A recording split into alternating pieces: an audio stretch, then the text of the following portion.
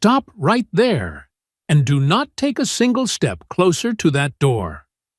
The furious voice of Michael Adams boomed across the grand marble foyer of his luxurious Seattle estate, echoing like thunder trapped within walls of polished glass and expensive stone. Chloe Miller froze instantly in her tracks by the massive oak entrance, clutching a heavy plastic bag in each of her pale hands, her knuckles turning white from the immense pressure. She did not turn around immediately, but instead closed her eyes for a brief moment, took a deep breath to steady her racing heart, and slowly turned to face the formidable man descending the spiral staircase. "Drop those bags onto the floor." This very instant he commanded his tall figure, casting a long, intimidating shadow across the warm evening light that spilled through the towering windows. "I have been watching your movements for several weeks now, and every single night you leave my property carrying something heavy. Tonight, I will finally uncover exactly what you are stealing from my home." The tense confrontation quickly drew the attention of the mansion staff, who nervously peeked out from the dining room, the spacious kitchen, and the long hallway leading to the indoor gardens. The head chef stood motionless, wiping his flour-covered hands on his white apron, while the senior butler paused his endless polishing of the silver tea sets. Robert the gardener, who had just stepped inside holding his sharp pruning shears, stopped completely still in the middle of the corridor, his eyes wide with surprise. Nothing awakens a quiet, heavily disciplined household faster than the harsh accusation of a thief hanging thick in the silent air. Chloe did not offer an immediate defense, merely lowering her gaze to the flawless marble floor beneath her worn shoes, pressing her lips together as she felt the heavy stares of her co-workers hitting her.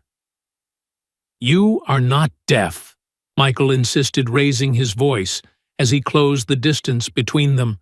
"I am telling you to open those bags right here in front of everyone, or I will call the authorities and ensure you become a person with a permanent criminal record."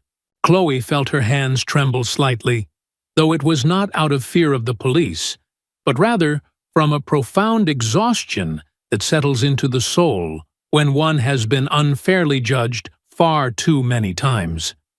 Even under the harsh threat of the law, she maintained her tight grip on the handles of her heavy cargo, refusing to let them drop.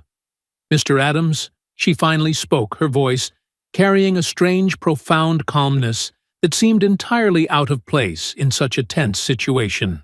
"I swear to you on everything that is sacred in this world that there is absolutely nothing in these bags that holds any value to you. Not a single silver spoon, not a stray coin, nothing that belongs to your wealthy life. That is for me to decide." He cut her off sharply, pointing a rigid finger at the gleaming floor. "Open them immediately." The silence in the grand entryway grew incredibly dense as the chef covered his mouth, and Robert took a half step forward, wanting to intervene, but a warning glare from the millionaire forced him back. Realizing that nobody in this massive estate was brave enough to come to her defense, Chloe walked slowly toward the antique wooden table near the entrance, the very place where she arranged fresh flowers every morning. She placed the two worn bags on the polished wood with extraordinary care, treating them as if they contained something fragile and living that might shatter upon impact.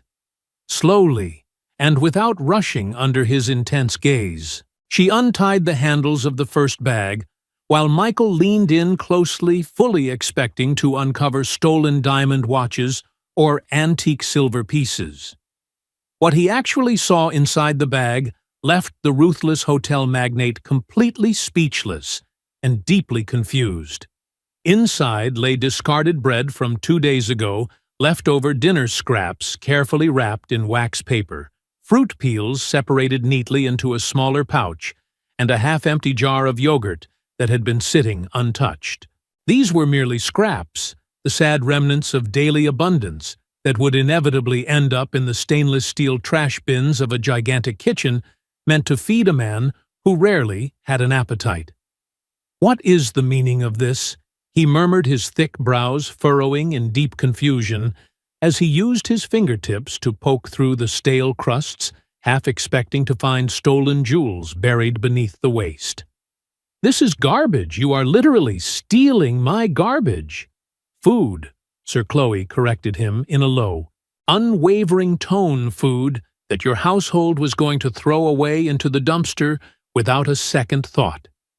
Without waiting for another command, she opened the second bag, revealing an assortment of old cleaning rags, a few empty glass medicine bottles, a half-burned candle, a sliver of used soap, and discarded fabric scraps. All of this was destined for the city dump, she stated clearly, looking directly at the gathered items. "I am simply collecting it before the garbage trucks arrive tomorrow morning." A low murmur of disbelief rippled through the grand foyer as the chef slowly lowered his hand from his face. The butler uncomfortably shifted his gaze to the ceiling, and Robert the gardener whispered to a maid that he always knew Chloe was an honest woman. But Michael Adams was not listening to the whispers of his staff. Instead, a strange, unexplainable tension tightened his chest, because, while it was true that no crime had been committed, the relief he expected to feel was absent. In its place grew a sharp, uncomfortable question that dug deeper into his mind with every passing second of awkward silence. But why, he finally asked, his voice losing its previous judicial authority and shifting into the tone of a man who suddenly realized he understood nothing about reality.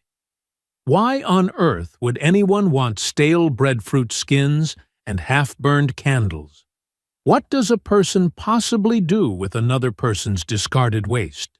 Chloe lifted her chin, and for the very first time in the 3 years she had served in his immaculate Seattle home, she looked the powerful millionaire directly in his eyes. There was no anger in her gaze, nor was there any fear, only a chilling serenity that seemed to strip away his wealth and status in an instant. "That, Mr. Adams, is a concept you will never be able to wrap your head around because you have never known what it means to experience true, agonizing hunger in your entire life." The entire foyer collectively held its breath as she continued speaking with a firm voice, even as her chin quivered slightly. "You can search me every single night, you can rip these bags to pieces, but you will never find what you are looking for, because what I take from this house is utterly worthless to a man like you, yet it means absolutely everything to me." Michael stood completely mute, opening his mouth to speak, and closing it again, experiencing a rare moment of powerlessness for a man who managed a massive chain of luxury hotels across the country. Suddenly, he found himself entirely unable to formulate a single sentence while standing in front of his maid and her 2 bags of kitchen scraps. Chloe carefully tied the bags shut with the same reverence as before, lifted them off the antique table, and tucked a stray lock of hair behind her ear. "May I leave now, sir?" she asked quietly, breaking the heavy silence that had fallen over the room. "It is getting quite late, and they are waiting for me." "They are waiting for you," he repeated almost mindlessly, the words tasting strange on his tongue as he tried to process her statement. "Who exactly is waiting for you out there in the dark?" She offered no reply, giving a tiny, polite nod of her head before turning her back and walking out the heavy doors into the fading light of the evening. Her steady, dignified footsteps echoed softly down the stone pathway of the manicured front lawn, moving further away as the sun dipped behind the tall evergreen trees, painting the Seattle sky the color of a fresh bruise. Michael remained rooted to the spot in his grand foyer, surrounded by his silent staff and priceless art, feeling profoundly small for the first time in his adult life. Sir Robert dared to speak, stepping cautiously into the center of the room. "Would you like me to lock the gates for the evening?" Michael did not answer the old gardener right away. His eyes remained locked on the heavy oak door through which his maid had disappeared into the dusk. As he finally lowered his gaze back to the antique console table, he noticed a small folded piece of paper that had slipped out of Chloe's bag and fallen completely unnoticed to the floor. He leaned down and picked it up, unfolding the worn paper with slow, hesitant fingers, completely unaware that his predictable life was about to shift entirely off its axis. It was a crude child's drawing created with a dull crayon depicting a crooked house, a bright yellow sun with jagged rays, and several stick figures of varying sizes, holding hands in a line. In the bottom corner, written in the shaky, uneven handwriting of a very young child, was a single sentence that made the millionaire's heart completely stop beating. It read, "For the lady who brings the food of the angels." Michael felt the solid marble floor sway beneath his expensive leather shoes as he whispered the words aloud, wondering what kind of child would write such a thing about discarded kitchen waste. He looked toward the front door, down at the innocent drawing, and back to the door again, as a burning curiosity ignited in his chest. "Where exactly does this woman take the scraps from my kitchen every night?" he thought to himself. "And who on the other side of this massive city refers to my garbage as the food of the angels?" He dropped the folded drawing into his suit pocket, grabbed the keys to his luxury car from a silver dish on the table, and walked briskly toward the garage. "Mr. Adams, where are you going at this hour?" Robert asked with wide, bewildered eyes, clearly shocked by his employer's sudden departure. "Lock the house up yourself," Michael tossed back over his shoulder, walking with a sudden frantic urgency that he did not even recognize within himself. "There is something I absolutely must find out tonight, and it cannot wait until morning." Outside in the distance, Chloe's small silhouette was already fading into the long shadows of the wealthy neighborhood, heading toward the nearest bus stop. She had no idea that the formidable owner of the mansion was pulling his sleek, dark car out of the gates to quietly follow her through the winding suburban streets. She had no idea that on this particular night, her most closely guarded secret, the one she carried in 2 heavy bags, as if they were made of solid gold, was about to be dragged out into the open. Nor did she realize that this impending discovery would utterly shatter the wealthiest man in the city, bringing him to his knees in the middle of a dirty street. The powerful engine of Michael's luxury sedan purred softly in the gathering darkness as he trailed her from half a block away, keeping his headlights turned off to avoid drawing attention to himself. Up ahead, illuminated by the sickly yellow glow of a flickering street lamp, Chloe stood waiting at the public transit shelter, her precious bags resting faithfully at her feet. Michael had never done anything remotely like this in his entire privileged existence. A man who employed private drivers, flew exclusively in first class, and dictated terms from velvet chairs, was now hunched over a leather steering wheel. He was spying on his maid like a common investigator, yet the burning sensation of the child's drawing resting in his jacket pocket made it entirely impossible for him to turn the car around. Food of the angels. The profound words spun around in his head like a haunting melody that absolutely refused to fade into silence. A loud, rusted city bus screeched to a halt at the shelter, its doors wheezing open as Chloe picked up her heavy bags, climbed the steps carefully, and paid her fare with coins she counted out one by one. Michael let 2 other cars pass him before pulling into the traffic lane, trailing the large bus from a safe distance, his heart hammering against his ribs. The journey across the sprawling city of Seattle was incredibly long, taking them far away from the broad, perfectly illuminated avenues and manicured parks of his exclusive waterfront neighborhood. The flawless landscaping, towering glass facades, and decorative street lamps slowly dissolved into the rearview mirror, replaced by rough, uneven asphalt and sparse, broken streetlights. Elegant residential buildings surrendered to cramped, decaying apartment blocks. Brick walls stained with creeping dampness from the constant rain, and narrow alleys where stray dogs slept on the sidewalks. Michael frowned deeply as he gripped the steering wheel. He had lived in this city for many years, but had never once ventured into these neglected, impoverished corners. His entire reality had been viewed from the very top, from penthouse balconies and executive suites, and he had never possessed a single reason to come down to the ground until tonight.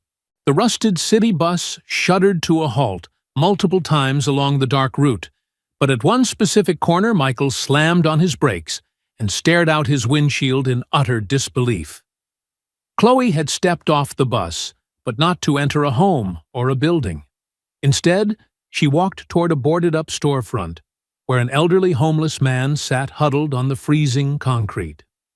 People walked past the shivering man without casting a single glance in his direction, treating him as though he were merely an invisible crack in the dirty brick wall.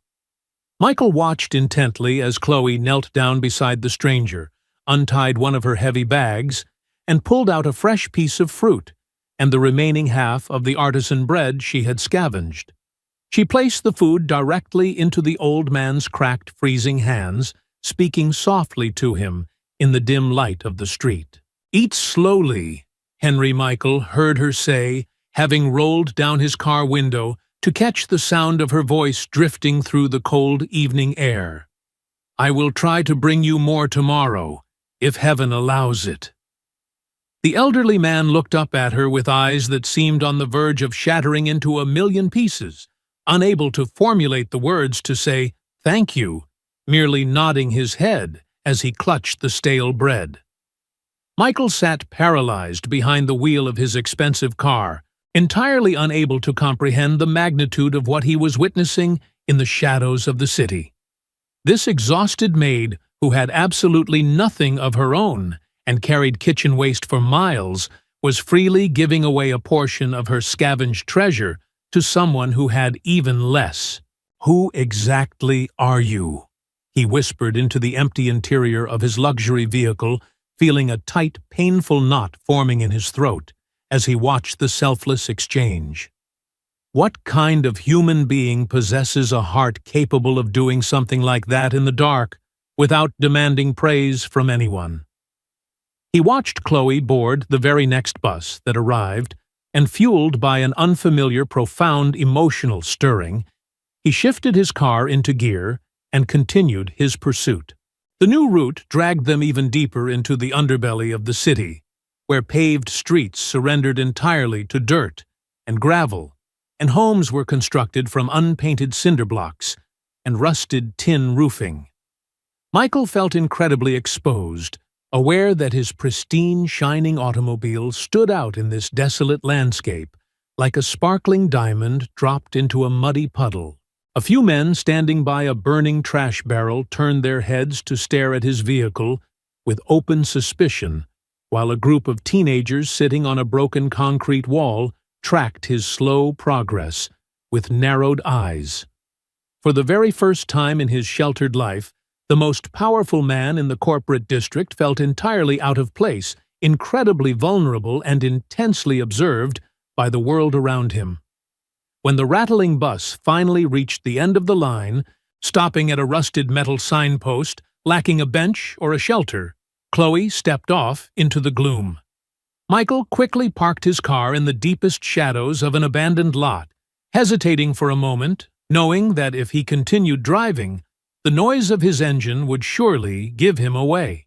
Making a decision that defied every instinct of his privileged upbringing, he turned off the ignition, opened his door, and stepped out into the freezing night air on foot.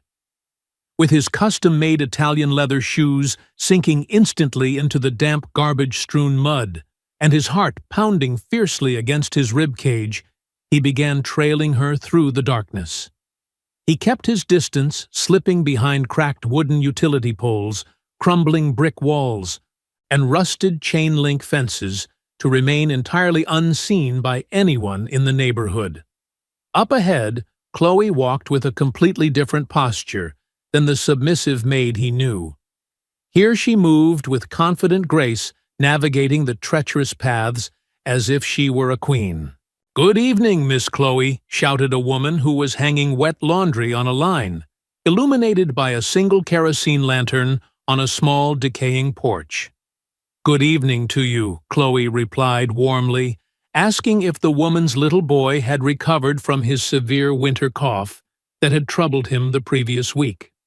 A small barefoot child ran out from a narrow alley to hug her legs, and she affectionately ruffled his hair with a genuine tenderness that Michael had never once witnessed in his mansion.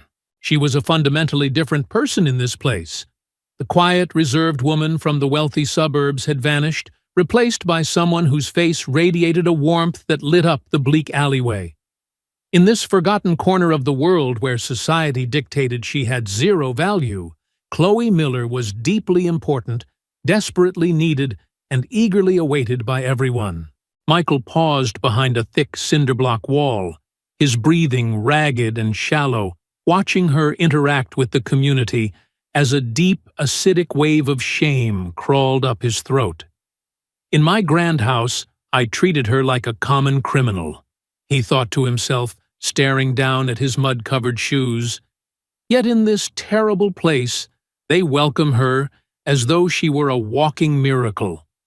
He watched her turn down an exceptionally narrow dirt path, bordered by crooked wooden fences and cramped, leaning shacks, and he followed with deliberate care, placing his feet softly.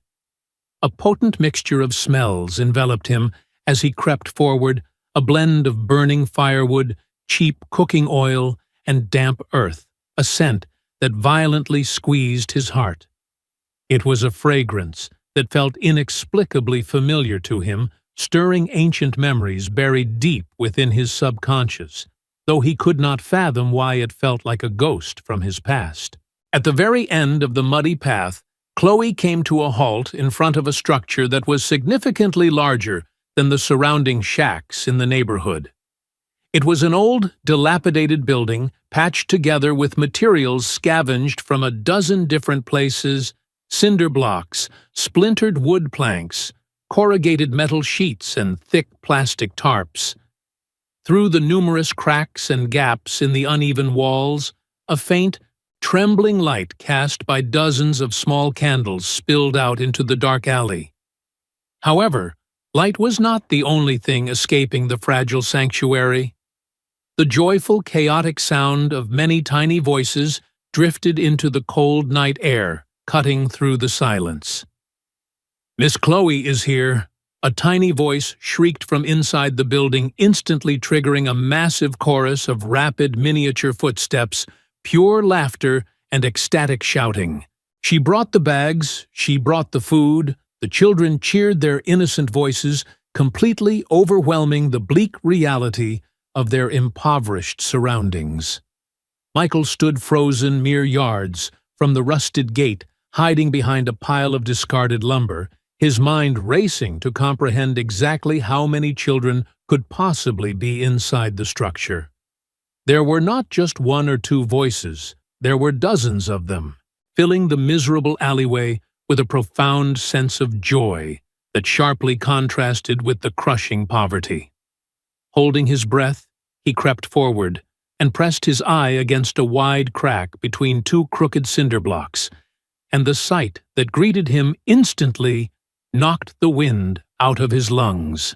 Inside the drafty makeshift house, illuminated entirely by cheap candles resting on overturned wooden fruit crates, sat a large group of children of varying ages, resting on the packed dirt floor. Some were toddlers, barely able to walk, while others were older, yet every single one of them was heartbreakingly thin, staring at the doorway with bright, hungry eyes full of expectation. From among the group, a teenage girl stood up quickly to greet Chloe and help her carry the heavy bags inside, holding a small toddler on her hip with natural ease. "Megan, please help me distribute everything tonight," Chloe instructed softly, as the ecstatic children formed a tight circle around her legs. their faces glowing in the candlelight. We have some bread, a few pieces of fruit, and I managed to bring a little bit of yogurt specifically for little Tommy, because his body needs the extra strength to heal. "Did you hear that, Tommy? They brought your special yogurt," one of the older boys shouted, causing the entire room to erupt into a fit of joyful giggles that filled the space. Outside in the dark, Michael felt his knees go completely weak, forcing him to lean heavily against the freezing cinder-block wall to prevent himself from collapsing into the mud. His heart was hammering so violently against his chest that it caused a physical ache as the crushing weight of reality finally washed over him like a freezing tidal wave. This is not just a struggling family, he realized. With mounting horror, this is an entire orphanage running completely off the grid without any official support. And she is single-handedly feeding all of them with the garbage from my kitchen, the very scraps I ordered to be thrown away every single night, without a second thought. The stale bread he deemed unfit for his dining table, the discarded fruit peels the leftover crumbs. The tiny fragments of his immense wasted abundance were literally keeping these abandoned children alive. This discarded waste truly was the food of the angels for these starving kids, a literal lifeline woven from the excess of a world that had completely forgotten they existed. Michael clamped his expensive leather glove over his mouth to muffle a sob. His eyes, which had remained dry through business failures for decades, suddenly burned with overwhelming intensity. Through the crack in a broken wall in a slum whose name he did not even know, the richest man in the city felt the first hot tear he had shed in 40 years roll down his cheek. Just as he tried to compose himself, a fragile, trembling voice called out from the very back of the dim room, an old woman's voice that carried the heavy weight of a century. "Chloe, my sweet daughter, you have finally returned." The voice rasped softly through the shadows, drawing the attention of the older children in the room. "Come here, please. I desperately need to speak with you tonight, because I had another vivid dream about him while I was sleeping this afternoon. I dreamed again about the little boy with the sad eyes, the one I lost so many years ago when the wealthy people came to our door." Michael stopped breathing entirely, his body paralyzed in the darkness, as something buried deep beneath layers of wealth and arrogance violently snapped awake inside his soul. The old woman's fragile voice lingered in the damp air, pinning Michael to the ground as the words bounced around inside his chest, causing an inexplicable searing pain. "The boy with the sad eyes, the one I lost." He pressed his face closer to the cold, rough concrete, desperately scanning the deepest shadows of the impossible house to find the source of the voice. There, resting on a rickety wooden cot, covered by a quilt made of mismatched fabric squares, lay a very old woman, her hands folded peacefully over her chest. Her eyes were wide open, yet they tracked absolutely nothing. They were pale, cloudy eyes that had stopped seeing the light of the world many decades ago. Chloe immediately dropped to her knees beside the fragile cot, gently taking the old woman's wrinkled hand between her own and kissing her knuckles with a profound reverence. "I am right here," Teresa Chloe whispered soothingly, leaning close to the woman's ear so she could hear over the joyful noise of the children eating. "I have returned safely. The food has been passed out, and all the children are finally eating their dinner, so you do not need to worry any more tonight. May heaven endlessly bless you, my child," the blind woman replied weakly, squeezing Chloe's fingers with whatever meager strength remained in her tired, aching bones.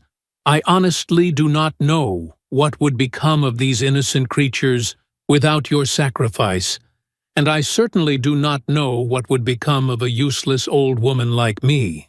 Michael listened from the shadows, utterly captivated by the profound peace radiating from the blind woman's face, a serenity he had never once encountered among his elite business partners. "Did you dream about him again tonight?" Chloe asked gently, pulling the patched quilt higher around the old woman's frail shoulders to ward off the harsh winter chill. "I did." Teresa sighed heavily, a single glistening tear escaping her cloudy eye and tracking down the deep valleys of her weathered, ancient face. "I raised that beautiful boy as if he were my very own flesh and blood. I fed him when there was no food left for anyone else, and I sang to him whenever the dark night made him cry. Then one terrible day, they came and took him away from me, carrying him off to a distant place where they promised he would have a much better life than I could offer. I was nothing but a poor caretaker to them, and wealthy people never bother to ask the caretaker if it shatters her soul to have a child ripped forcefully from her loving arms. So many decades have passed since that day, and yet I still lie awake, wondering if my boy is alive, if he is truly happy, and if he ever remembers the old woman who loved him." Michael felt the cold air shatter in his lungs, the tragic words hitting his chest like a barrage of heavy stones that threatened to crush his spirit entirely. "The boy I lost, the one I sang to when he was nobody." The words echoed relentlessly, a deeply buried fragment of his identity entombed under 40 years of corporate success and profound loneliness began to claw its way to the surface of his conscious mind. "This is just a sick, delirious old woman rambling in the dark," he told himself fiercely, wiping his wet face with his sleeve and trying to regain his logical composure. "Her stories have absolutely nothing to do with me or my life."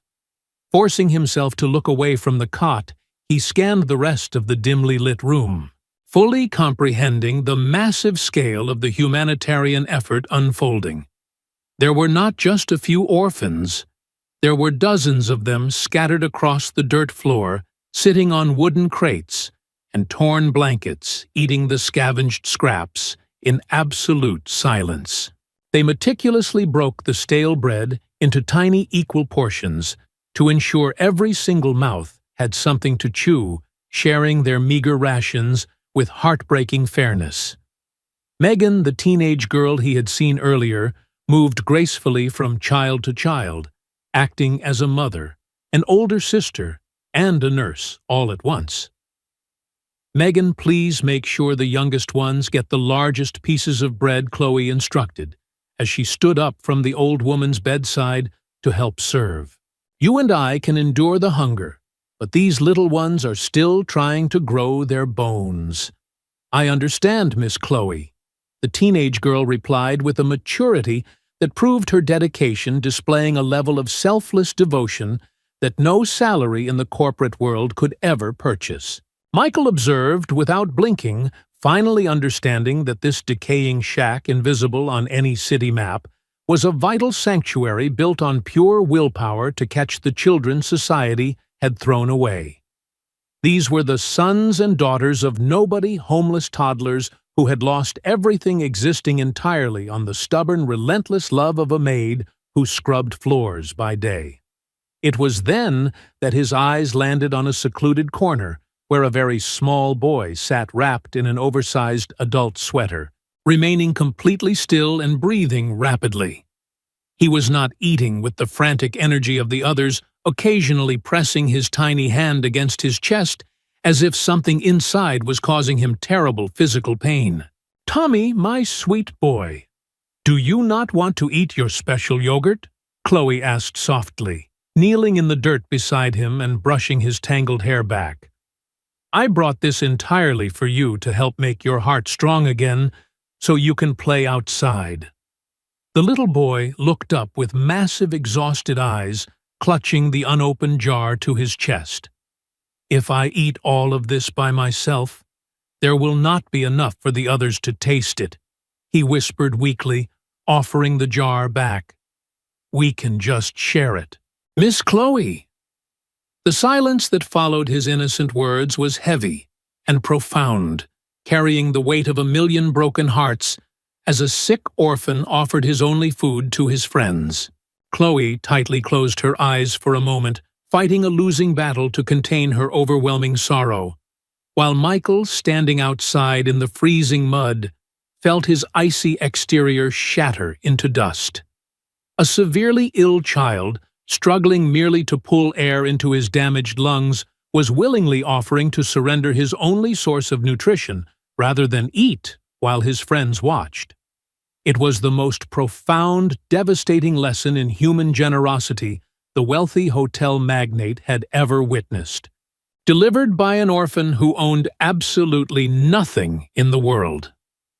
"No, my brave little angel," Chloe replied with a severely choked voice, wrapping her arms carefully around his fragile body and pressing a kiss to his forehead.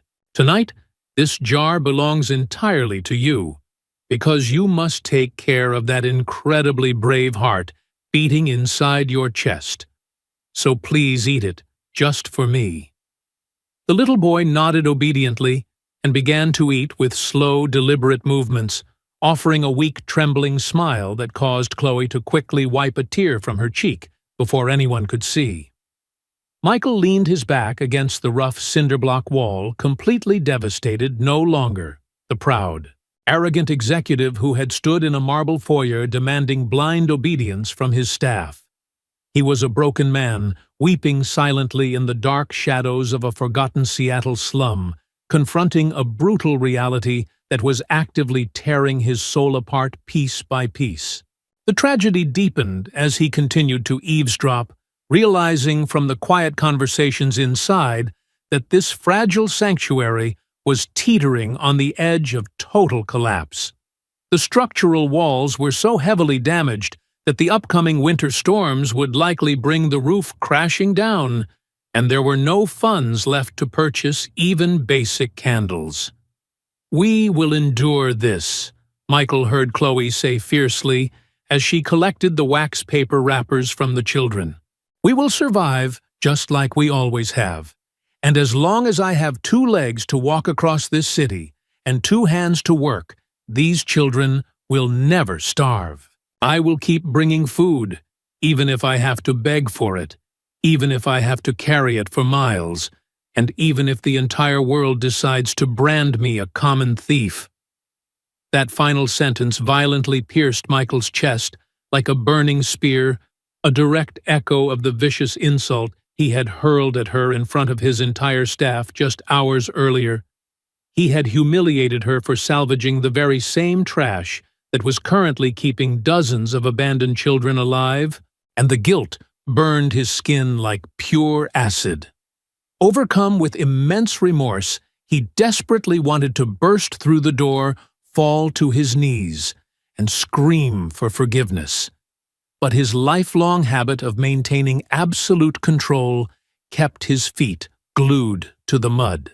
In that moment of agonizing hesitation, his expensive leather shoe accidentally brushed against an empty tin can, resting near the wall, sending it clattering loudly down the quiet alley like a gunshot. Instantly, all movement inside the shack ceased. The children froze. Megan jumped up to shield the toddlers with her body, and Teresa turned her blind eyes directly toward the wall. Chloe, the old woman, spoke with an eerie, supernatural calm. "Is there someone standing outside in the dark watching us?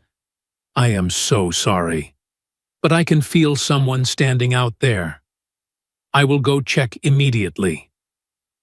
Teresa Chloe responded, grabbing a thick candle and marching bravely toward the rusted metal door to confront the unseen intruder. Michael wanted to turn and sprint back to the safety of his luxury car, to flee to his glass penthouse and pretend this entire night was merely a bad dream. But his legs completely refused to obey his commands. He remained paralyzed against the cold cinder blocks, his heart hammering wildly as the rusty hinges of the gate shrieked open. The flickering yellow light of Chloe's candle hit his face, and she gasped, the candle trembling violently in her grip as her eyes widened in absolute shock and terror. Because the man standing in the freezing mud of her neighborhood, spying on the most sacred secret of her entire existence, was the very last person she ever expected to see in this impoverished place. "Mr. Adams," she whispered, her voice cracking under the weight of her disbelief, "you actually followed me all the way out here to the edge of the city." From the deep shadows of the back room, the blind woman's fragile voice drifted out again, carrying a strange, urgent tremor, as if she could sense the massive shift in the universe. "Who is standing out there?" "My daughter, who has come to our door." In the middle of the night, the candle wax dripped onto Chloe's knuckles as she stared at the millionaire, her demeanor transforming from shock into the fierce anger of a deeply wounded protector whose family was threatened. "You called me a thief in front of my peers today," she hissed bitterly. "And now you come creeping through the mud to spy on the only pure thing in my tragic life. What exactly do you want from us, Mr. Adams?" she demanded, her voice rising with protective fury that echoed against the damp brick walls. "Was stripping away my dignity in your grand mansion not enough for your ego? Did you come here to take this miserable shelter away from us too?"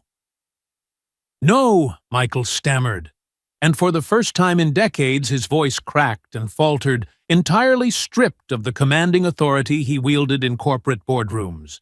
"I did not come here to take anything away from you. I came because I was confused. But now that I have seen the truth, I do not even know how to look you in the eye." Chloe simply stared at him in tense silence, while behind her the terrified children huddled closer together, watching the massive stranger with wide, frightened eyes. Chloe, the blind woman, called out again, her voice ringing with a desperate, uncharacteristic urgency that demanded absolute attention. "Bring the stranger inside, right now, my daughter. I need to hear his voice up close before my time runs out." "Teresa? I really do not think that is a good idea," Chloe argued, blocking the doorway with her body. But the blind woman pushed herself up onto her elbows with incredible effort. "Please, bring him to me," Teresa pleaded, and something in the raw desperation of the old woman's tone made Chloe reluctantly step aside, gesturing for the wealthy executive to enter the shack. Michael stepped over the threshold of a house that logic dictated should not exist, the packed dirt crunching loudly beneath his ruined Italian leather shoes. The orphans scrambled backward to clear a path for the towering stranger, watching him with massive, fearful eyes that had long ago learned to expect cruelty from outsiders. The heavy scent of burning firewood and cheap wax swallowed him completely, triggering another violent wave of impossible nostalgia, a powerful feeling that he had walked across this exact dirt floor in another lifetime. He slowly approached the rickety cot, dropping to his knees beside the bed, as Teresa turned her face toward him, searching his soul with eyes that could not see the physical world. "Come closer, my son," she whispered, extending a trembling, bony hand toward his face. "Let me hear you speak. Say absolutely anything to me right now." Michael cleared his throat nervously, feeling entirely out of his element as he crouched beside the dying woman, trying to maintain his composure. "My name is Michael Adams. I am the man who employs Chloe, and I am profoundly sorry for intruding on your home and for completely failing to understand her earlier today." Teresa froze her chest, rising and falling in shallow, erratic gasps. And then, very slowly, 2 heavy tears spilled over her eyelashes and navigated the deep wrinkles of her cheeks. That voice, she murmured, her tone dropping into a low, heart-wrenching sob. "It is deeper now, and so much sadder. But I know that exact voice I sang to it until it fell asleep 1,000 times. Ma'am, I assure you that you are making a mistake." Michael said, a cold shiver racing down his spine as he tried to pull his face away from her reaching hands. "You and I have never met before tonight. I grew up far away from here." "Lean closer to me," she insisted forcefully, reaching both her fragile hands out into the empty space. "Let me look at you with the only vision heaven left me." Overpowered by a force much stronger than his stubborn pride, Michael leaned forward, allowing her cold, thin fingers to gently trace the contours of his face with infinite, desperate care. Her thumbs brushed his forehead, mapped the sharp lines of his jaw, and suddenly stopped dead over a tiny faded scar located just above his left eyebrow. Teresa let out a choked, breathless sound that was equal parts a sob and a laugh, her fingers trembling over the small mark. "This scar," she whispered, her voice shattering into a million pieces, "you fell down the concrete steps out front. When you were just learning to walk, you scraped your knee and split your eyebrow open. I wiped away the blood using my very own apron, and I hummed your favorite song until you finally drifted to sleep, right here in my arms." Michael felt the dirt floor suddenly drop away beneath him, his entire reality unraveling in a single heartbeat, as the impossible truth struck him. "That is completely impossible." He stammered, his hands shaking violently as he stared at the blind woman. "How could you possibly know about that scar?" Teresa did not answer him with words. Instead, she began to hum a very soft, ancient lullaby, a simple, nameless melody without lyrics, just a fragile thread of sound floating through the candlelit room. And in that precise moment, something deep inside Michael Adams, buried beneath 40 years of money, arrogance, and forced amnesia, violently broke open. He knew that melody intimately. It had haunted his dreams his entire life, serving as an untraceable echo of comfort during the loneliest nights of his cold existence. And now the phantom song finally had a face, the face of a blind, impoverished old woman living in a dirt-floor shack at the edge of the world. He collapsed weeping for the mother he had forgotten, realizing that true wealth is never measured by the balances stored in our bank accounts, but rather by the enduring legacy of compassion we leave behind. When we strip away the illusions of success, luxury, and pride, we find that human connection, selfless giving, and an unwavering commitment to protecting the vulnerable are the only currencies that genuinely enrich the soul. The sacrifices we make for others without expecting applause echo eternally, reminding us that no matter how far we wander into the cold pursuit of material gain, the humble warmth of love will always guide us back to where we truly belong.